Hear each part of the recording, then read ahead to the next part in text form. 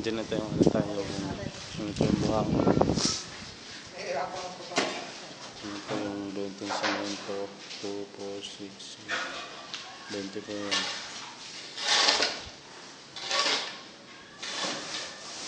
Diyan na tapos yung buhangin. Ito na po si tata, yung magaling na ano. Ito, natapos na yan agad. Alas 10 pa lang, alas 10:30 pa lang. Ayan tati, kamata. Ayan talaga na ito yung tata. Ito, kapag-drop na siya dito.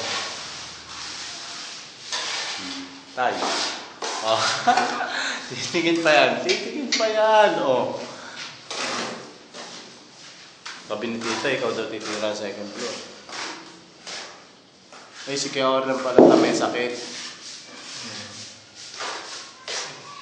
Kulang sa tagay. Nagkasakit. Hindi, may sakit daw po siya. Pumunta po siya ngayon.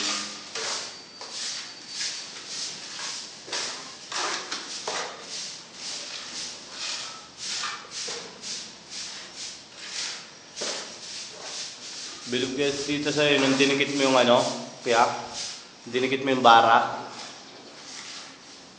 Didikit mo yung bara. Si Kiaor lang daw ano, plywood. Kasi ikaw daw bara.